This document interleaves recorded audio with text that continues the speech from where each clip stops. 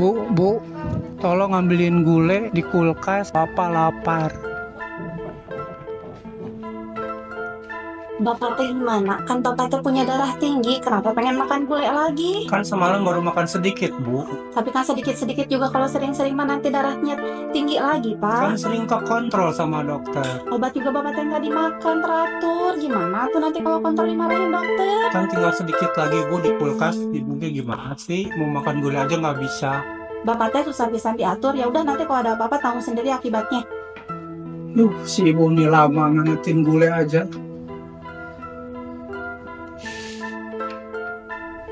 Kok tiba-tiba sakit dada ya?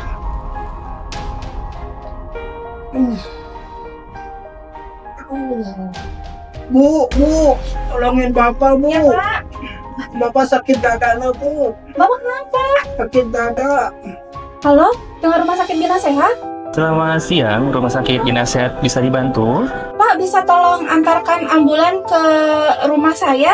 Baik, bisa Ibu. Kami ada layanan jemput ambulan gratis. Apabila rumah Ibu masuk dalam jangkauan tentuan kami, silakan kirim alamat rumah Ibu ke hotline kami. Iya, nanti saya kirim alamatnya. Baik, terima kasih ya Pak, ditunggu ya. Baik Ibu, mohon ditunggu.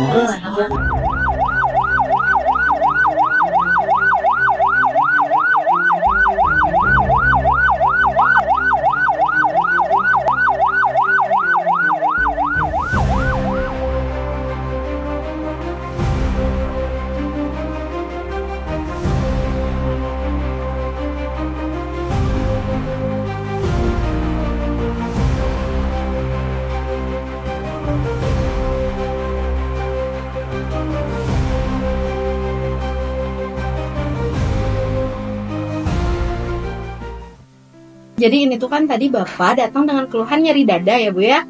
Nah Bapak juga punya riwayat darah tinggi kan selama ini. Tapi memang Bapak tuh nggak pernah minum obat ya. Minum obat kalau pas ada keluhan aja ya Pak ya. Betul dokter. Gitu. Terus makanannya juga Bapak nggak pernah dijaga ya Pak ya. Nah jadi tadi karena keluhannya nyeri dada sama di riwayat darah tinggi, saya cek untuk jantungnya, saya EKG.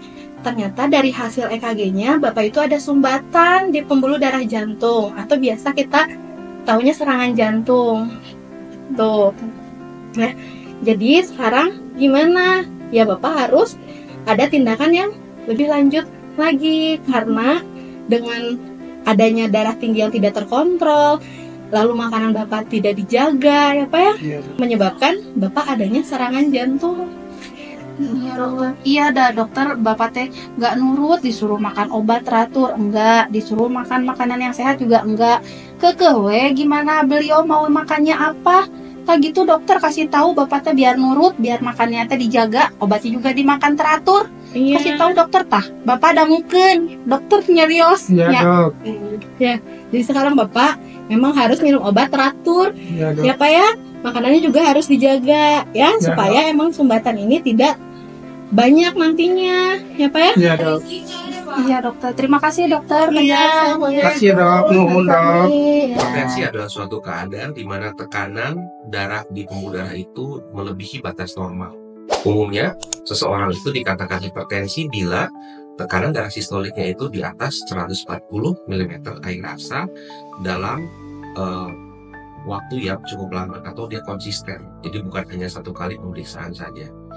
Pada tahap awal, hipertensi itu tidak menimbulkan gejala. Namun, apabila kita tidak lakukan tindakan untuk mengatasi tekanan darah tersebut, dapat terjadi komplikasi-komplikasi yang lebih lanjut. Salah satunya itu adalah serangan jantung, stroke, gagal jantung, sehingga membutuhkan tindakan-tindakan lebih lanjut. Oleh karena itu, hipertensi dikatakan juga sebagai suatu silent killer. Karena di awalnya dia tidak menimbulkan gejala apa-apa dan tidak spesifik. Namun, tiba-tiba pasien bisa dapat merasakan komplikasi yang disebabkan oleh tekanan darah yang tidak terkontrol atau melonjak tiba-tiba. Kami tenaga kesehatan mengingatkan pada teman-teman semua untuk dapat mendeteksi dini hipertensi ini, karena pemeriksaan tekanan darah itu adalah pemeriksaan yang cukup mudah, dapat dilakukan di puskesmas, di rumah di rumah-rumah dengan menggunakan alat yang sudah terstandarisasi. Sehingga apabila kita dapat mendeteksi sejak awal dan kita bisa menata laksana dengan baik, mudah-mudahan tidak terjadi komplikasi yang lebih lanjut. Secara statistik, 1 dari 3 orang penduduk Indonesia itu mengalami hipertensi. Jadi memang hal inilah yang dapat mengakibatkan komplikasi yang bertambah lama, bertambah banyak, dan semakin serius. Oleh karena itu, marilah kita menjaga kesehatan kita sendiri mungkin, mendeteksi hipertensi supaya tidak terjadi komplikasi yang lebih lanjut. Adapun faktor risiko terjadinya hipertensi itu ada beberapa macam. 1, usia. Memang seiring dengan berjalannya waktu, kita bertambah usia, risiko terjadinya hipertensi itu akan semakin tinggi. Sehingga pada kelompok usia di atas 40 tahun, mungkin sudah waktunya kita untuk memeriksakan kesehatan kita secara rutin. Kemudian kedua, bisa juga disebabkan oleh genetik atau riwayat di keluarga. Kalau misalkan sudah ada riwayat di keluarga, kita harus lebih hati-hati. Karena penderita tersebut cukup besar kemungkinannya bahwa mungkin terkena hipertensi. Kemudian ketiga, obesitas. Berat badan yang berlebih juga akan meningkatkan resiko terjadinya hipertensi. Pola makan yang tidak baik, pola hidup yang tidak sehat, atau kurang olahraga, itu semua dapat mengakibatkan hipertensi. Apabila kita sudah merubah pola tersebut, namun tekanan darahnya masih tetap tinggi, mungkin ada waktunya kita harus memulai dengan pengobatan. Menggunakan obat-obatan, dan memang pengobatan tersebut harus diminum secara teratur. Bukan artinya kalau misalkan tekanan darah sudah tercapai, makanya kita tidak melanjutkan konsumsi obat-obatan tersebut. Tetap, obat-obatan tersebut harus tetap dilanjutkan. Jika memang ingin menghentikan pengobatan hipertensi, saran saya adalah untuk mengonsultasikan ke dokter sahabat kesehatan supaya tetap terjaga. Apabila pola-pola hidup tersebut bisa terpenuhi, mungkin obat-obatan bisa dihentikan, namun tetap dalam pengawasan dokter. Jadi buat bapak-bapak, ibu-ibu, jangan takut untuk berobat ke dokter. Kalau misalkan tidak ada keluhan, bukan artinya bapak, ibu-ibu semuanya sehat. Lakukan pengecekan, pengukuran tekanan darah secara teratur.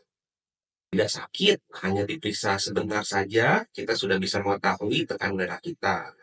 Apabila sudah tekanan darahnya diketahui dan memang tinggi, jangan panik.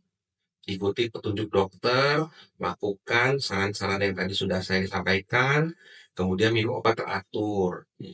Jika semua itu sudah bisa diikuti, mudah-mudahan tidak akan terjadi komplikasi-komplikasi berat yang seperti kita sudah saksikan bersama. Jangan sampai menunggu terjadinya suatu komplikasi yang fatal, sehingga yang fatal dan mengancam hidup. Segera mungkin konsultasikan. Namun, bila memang sudah ada keluhan-keluhan seperti nyeri dada atau lemah anggota tubuh, itu artinya sudah ada komplikasi akut dan segera bawa ke rumah sakit terdekat. Mungkin itu saja himbauan kami dari tenaga kesehatan. Selamat Hari Hipertensi Sedunia.